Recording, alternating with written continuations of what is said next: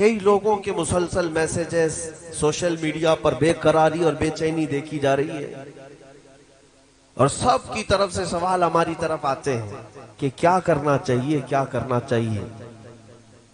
کبھی حضور پاک کے نام پر گستاخی، کبھی قرآن پاک کو لے کر اسلام کو، مسجدوں کو، یہ پورا کا پورا ایک دجالی نظام ایکٹیو ہو گیا ہے۔ سب کے سب ہاتھ دھو کر پیچھے پڑے ہیں، ان کا ٹارگٹ صرف اسلام اور مسلمان ہے۔ کیا ہوگا ہمارا؟ یہ پوری طاقتیں جھونک دیں گے ابھی ہندوستان میں۔ رولنگ پارٹی ان کی ہے، حکومت ان کی ہے، ڈپارٹمنٹ بھی ان کی طرف سے، ساری طاقت و قوت دولت سب سیاست ان کے پاس ہے۔ ان غریب نہتے مسلمانوں کا مستقبل کیا ہوگا؟ قرآن کی آیت میں نے اسی لیے پڑھی خطبے کے بعد، اللہ فرماتا ہے یریدون لیطفئوا نور اللہ بافواہہم، کچھ خبیث یہ چاہتے ہیں کہ اپنے منہ کے پھونکوں سے اللہ کے چراغ کو بجھا دیں۔ لوگ یہ چاہتے ہیں کہ اپنے منہ کے پھونک سے اللہ کے چراغ کو بجھا دیں۔ اللہ کا چراغ اسلام ہے، اور اللہ فرماتا ہے واللہ متم نورہ، اور اللہ اپنے نور کو مکمل کر کے رہے گا۔ یہ دین پوری دنیا پر غالب آ کر رہے گا، چاہے تمہیں پسند ہو یا نہ ہو۔ کیا بات، بے شک بے شک، سبحان اللہ سبحان اللہ۔ نفرت میں تم کڑتے رہو، جلتے رہو، لیکن اسلام کی فطرت میں قدرت نے وہ لچک دی ہے، جتنا ہی دباؤ گے اتنا ہی وہ ابھرے گا۔ بے شک بے شک۔ اے میرے غیور نوجوانوں جو بے قراری کے عالم میں جی رہے ہیں، جو سراسیمگی تمہارے درمیان پھیلی ہے، جو ڈر اور خوف کے ماحول میں تمہیں آج جس کیفیت نے مبتلا کیا ہے، میں ایک بات عرض کروں گا، کچھ نہیں ہونا ہے۔ اسلام کا کچھ نہیں بگڑے گا، میرے رسول کی ذات کا کچھ نہیں ہونا ہے۔ ایک نقطہ بھی عیب کا میرے آقا کی ذات پر نہیں آنا ہے، اور نہ ہی قرآن کا کوئی حرف بدلنا ہے، نہ ہی رب ذوالجلال کی طاقت و قوت کے ایک ہلکے ذرے تک بھی ان دنیا کے کمینوں کو پہنچنا ہے۔ کچھ نہیں ہونا ہے۔ جو کچھ بھی ہو رہا ہے یہ ہمارے اور تمہارے امتحان کا وقت ہے۔ جی، جو کچھ بھی ہو رہا ہے یہ ہماری آزمائش، ورنہ اسلام وہ کسی کھیتی میں اگنے والا چھوٹا پودا نہیں ہے جسے کوئی بھی پکڑ کے ہلا دے۔ اسلام اس عظیم درخت کا نام ہے جس کی جڑیں تحت الثری میں، شاخیں اوج ثریا پر، اس کا تنا تو دور کی بات، اس کا پتہ نہیں ہلا سکتے ہیں۔ اور ہر زمانے میں اسلام کو مقابلوں سے، منکرین سے اور دشمنوں سے مقابلہ رہا ہے، لیکن ہر دور میں اسلام پھلتا پھولتا رہا ہے۔ بے شک بے شک۔ اور آج بھی کان کھول کر کے سن لے وہ ظالم، تم پوری طاقتیں لے کر کے بھی میرے اس دین کا کچھ نہ کر سکو۔ زیادہ سے زیادہ ہماری گردنیں مار سکتے ہو، زیادہ سے زیادہ ہمارے بچے مار سکتے ہو، زیادہ سے زیادہ بلڈوزر چلا کر کے یہ بلڈنگیں توڑ سکتے ہو، لیکن ایک بات یاد رکھنا، ایک چراغ بجھاؤ گے مولا 100 چراغ روشن کرے گا۔ بے شک 100 چراغ روشن کرے گا۔ اور ہمارا معاملہ تو یہ ہے میرے عزیزوں، میں ڈر اور خوف سے تمہیں نکالنے کے لیے بات کر رہا ہوں۔ ڈر اور خوف سنیوں کو تو زیب دیتا بھی نہیں، جی، اور جس کے نگہبان اعلیٰ حضرت ہوں اور وہ اپنے درس میں یہ ہم سب کو سمجھاتے بھی ہوں، خوف نہ رکھ رضا ذرا تو ہے عبد مصطفیٰ، سبحان اللہ، کیا بات۔ خوف نہ رکھ رضا ذرا تو ہے عبد مصطفیٰ، تیرے لیے امان ہے، تیرے لیے امان ہے۔ نعرہ تکبیر، نعرہ رسالت، نعرہ غوثیت، مسلک اعلی حضرت، کلام اعلی حضرت۔ عزیزوں سنیوں کو تو ڈر زیب نہیں دیتا۔ اور پھر میں آخری جملہ یہ اس ڈر اور خوف کے لیے جو استعمال کیا جاتا ہے اس کی بھی وضاحت کر دوں۔ ہمارے بچے اب سنبھل چکے ہیں الحمدللہ۔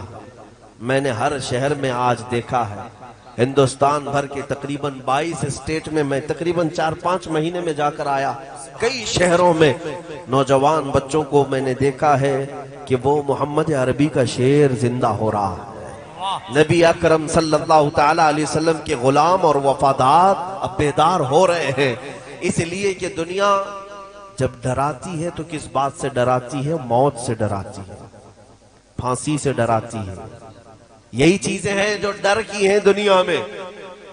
اے میرے عزیزوں، کیا آپ نہیں دیکھ رہے ان برساتی کیڑوں کو کبھی مسجدوں کے باہر آ کر تلواریں لہرا کر چاقو چھری دکھا کر ڈرائے، اور مجھے حیرت ہوتی ہے اس قوم کو یہ تلواریں لہرا کر دکھا رہے ہیں جو 1400 سال سے کربلا سنتی آ رہی ہے۔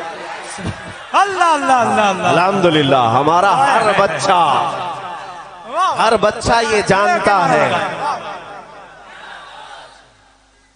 تاج الشریعہ، توجہ، تاج الشریعہ، تاج الشریعہ، تاج الشریعہ، تاج الشریعہ، تاج الشریعہ، تاج الشریعہ، تاج الشریعہ، زندہ باد زندہ باد، اللہ اکبر، بہت اچھا ہے، زندہ باد، سبحان اللہ۔ اب آپ حضرات پوری تقریر سن لے، ہونے کے بعد سب ایک ساتھ نعرے لگے۔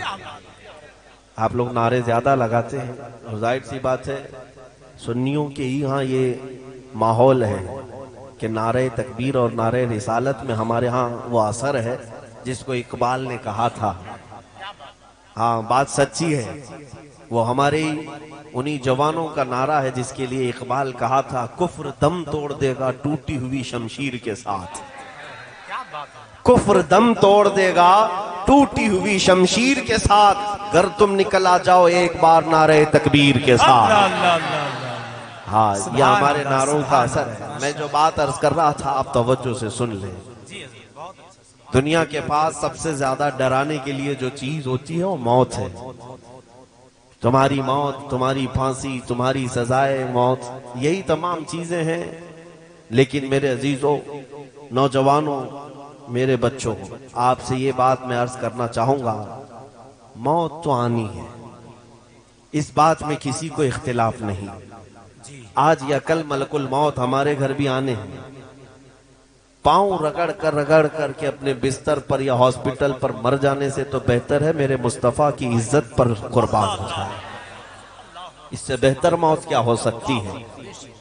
ہاں ادھر موت آئے تو سمجھ میں نہیں آتا کوما میں آئی کہ کینسر میں آئی کہ کس میں آئی، لیکن حضور کی محبت میں آئے تو اتنا تو پکا ہے کہ روح نکلنے سے پہلے سرہانے وہ ضرور تشریف لاتے ہیں، وہ ضرور تشریف لاتے ہیں۔ تو موت کا ڈر اور موت کا خوف اپنے سینے سے نکالو اور پھر ببانگے دہل یہ دنیا کو بتاؤ کہ اسے موت سے ڈراؤ جو جینا چاہتا ہے، جسے جینے کا شوق ہے اسے موت سے ڈرانا چاہیے۔ اور ہم تو روز رات اس انتظار میں سوتے ہیں کہ اگر روح نکلی تو میرے مصطفیٰ کا دیدار ہو جائے۔ ہم قبر میں بھی جاتے ہیں تو نبی اکرم صلی اللہ تعالیٰ علیہ وسلم کے دیدار کی غرض لے کر کے جاتے ہیں۔